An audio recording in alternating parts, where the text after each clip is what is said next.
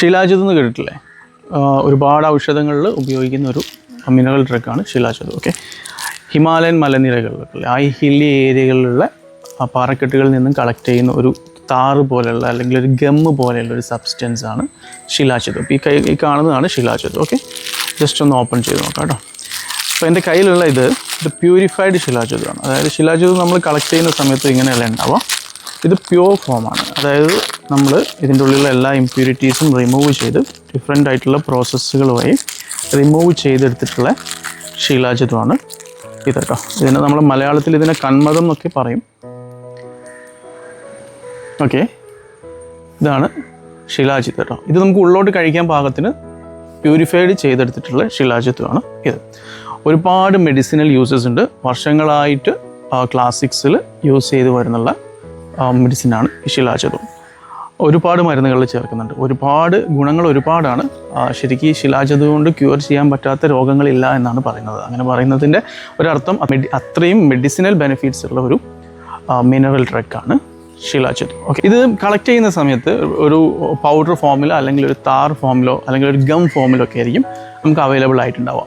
ഇതിനെ പിന്നീട് ഡിഫറെൻ്റ് ആയിട്ടുള്ള പ്രോസസ്സ് വഴി ശുദ്ധീകരിച്ചിട്ടാണ് ഇത് നമ്മൾ കൺസ്യൂമബിൾ ഫോമിലേക്ക് മാറ്റിയെടുക്കുന്നത്. അതായത് ഉള്ളോട്ട് കഴിക്കാനുള്ള ഫോമിലേക്ക് മാറ്റിയെടുക്കുന്നത് ഒരുപാട് പ്രോസസ്സിങ് കഴിഞ്ഞ് ഇതിനെ ശുദ്ധീകരിച്ചിട്ടാണ്. ഇത് ശുദ്ധീകരിക്കാതെ കഴിച്ചു കഴിഞ്ഞാൽ ഡെഫിനറ്റ്ലി ടോക്സിക് എഫക്റ്റ് ഉണ്ടാവും.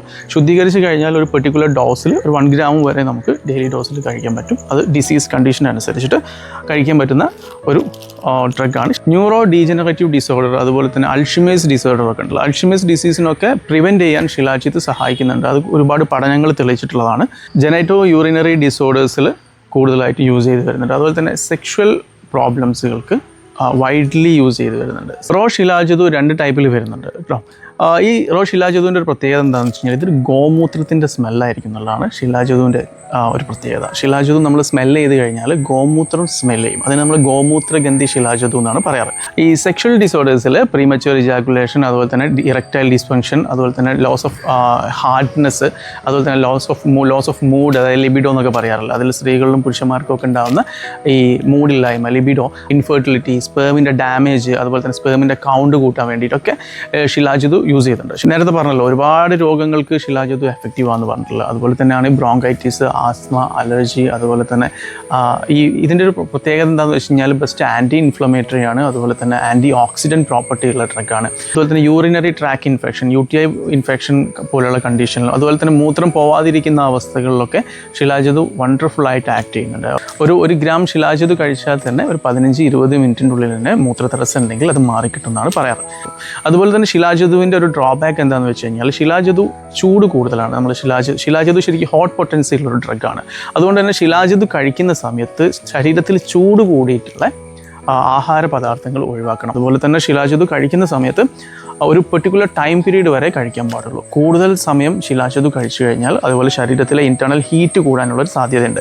ശിലാജിത് കൺസ്യൂം ചെയ്യുന്നത് ഒരു മെഡിക്കൽ സൂപ്പർവിഷനിൽ തന്നെ ആയിരിക്കണം. അതിൻ്റെ പെർട്ടിക്കുലർ ഡോസിൽ ഫിക്സ് ചെയ്യണം. ഒരു പെർട്ടിക്കുലർ ടൈം പീരീഡ് ഉണ്ട്. അത് 1 വീക്ക് കഴിക്കുന്ന രൂപമുണ്ട്, 2 വീക്സ് കഴിക്കുന്ന രൂപമുണ്ട്, മാക്സിമം 7 വീക്സ് വരെ ശിലാജിത് നമുക്ക് കഴിക്കാം. അത് ഓരോരോ രോഗങ്ങൾക്കും ഓരോരോ അവസ്ഥകൾക്കും അനുസരിച്ചിട്ടാണ് ഇതിൻ്റെ ഡോസും ഡ്യൂറേഷനും ഫിക്സ് ചെയ്യുന്നത്. ദീർഘകാലം ശിലാജിത് കഴിക്കുന്നത് നല്ലതല്ല.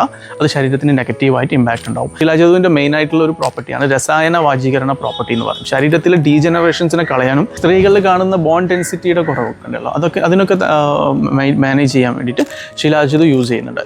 ശിലാജിതുയുടെ വേറൊരു പ്രത്യേകത എന്താണെന്ന് വെച്ച് കഴിഞ്ഞാൽ ശിലാജിത് കഴിക്കുന്ന സമയത്ത് പഥ്യം നിർബന്ധമായിട്ടും പാലിക്കണം. കാരണം ശിലാജിത് ഹോട്ട് പൊട്ടൻസിയിലുള്ള ഡ്രഗ് ആയതുകൊണ്ട് തന്നെ ശിലാജിത് കഴിക്കുന്ന സമയത്ത് ഈ ഹീറ്റ് കൂടിയിട്ടുള്ള ആഹാരങ്ങൾ കഴിക്കാൻ പാടില്ല.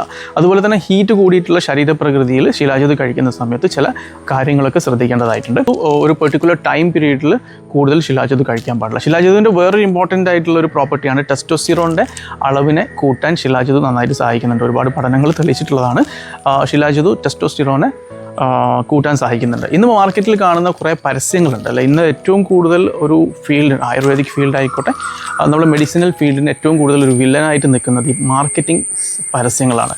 ഈ മാർക്കറ്റിങ്ങിന് വേണ്ടിയിട്ട് അല്ലെങ്കിൽ ഈ ബിസിനസ്സിന് വേണ്ടിയിട്ട് പലതും മാർക്കറ്റ് ചെയ്തിട്ട് മാർക്കറ്റിൽ ഇറക്കാറുണ്ട്. ശിലാജിതു ക്യാപ്സ്യൂൾ, ശിലാജിതു ലേഹ്യം എന്നൊക്കെ പറഞ്ഞിട്ട് മാർക്കറ്റിങ്ങിന് വേണ്ടിയിട്ട് ഒരുപാട് പൈസ ഓരോ ഡ്രഗിന് വെച്ചിട്ട് ഈ ഇൻഫെർട്ടിലിറ്റിക്ക് അല്ലെങ്കിൽ ഇമ്പോർട്ടൻസിക്ക് എന്നൊക്കെ പറഞ്ഞിട്ട് മാർക്കറ്റിൽ ഒരുപാട് ഡ്രഗ്സ് അവൈലബിൾ ആണ് അല്ലേ.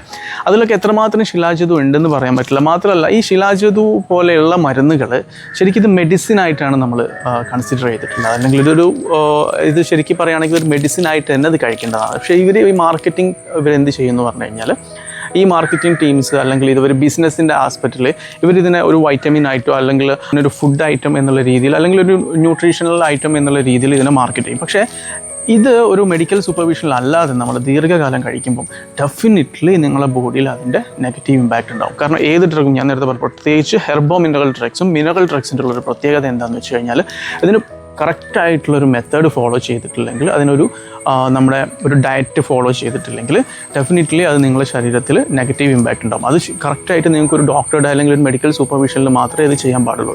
ഈ പ്രത്യേകിച്ച് ശിലാജിതൊക്കെ കഴിക്കുന്ന ആൾക്കാർക്ക് ചിലപ്പോൾ നിങ്ങൾ ഈ ജിമ്മൊക്കെ ചെയ്യുന്ന ആൾക്കാരാണെങ്കിൽ നിങ്ങൾക്ക് ഈ ടെസ്റ്റോസ്റ്റെറോണിൻ്റെ അളവ് കൂട്ടാൻ അല്ലെങ്കിൽ സ്റ്റാമിന കൂട്ടാൻ വേണ്ടിയിട്ടൊക്കെ നിങ്ങൾക്ക് ശിലാജിതു കഴിക്കാറുണ്ട് അല്ലേ. ഈ ശിലാജിത് കഴിക്കുന്ന ആൾക്കാരൊന്ന് ശ്രദ്ധിച്ചാൽ മതി, അവരുടെ ബോഡിയിൽ ഇൻറ്റേർണലി അവർക്ക് ഹീറ്റ് കുറച്ച് കൂടുതലായിട്ട് ഫീൽ ചെയ്യുന്നതായിട്ട് കാണാം. അത് ശിലാജിതുവിൻ്റെ ഹോട്ട് പൊട്ടൻസിയുടെ ഭാഗമായിട്ടുള്ളതാണ്. അപ്പോൾ അതുകൊണ്ട് നിങ്ങൾ ശിലാജിത് കഴിക്കുമ്പോൾ പഥ്യം നിർബന്ധമായിട്ടും പാലിക്കണം. ഓക്കെ, അപ്പോൾ വളരെ ഇമ്പോർട്ടൻ്റ് ആയിട്ടുള്ള ഒരു ഡ്രഗാണ് ശിലാജിതു. ഒരുപാട് ബെനിഫിറ്റ്സും ഈ ശിലാജിതുവിനുണ്ട്.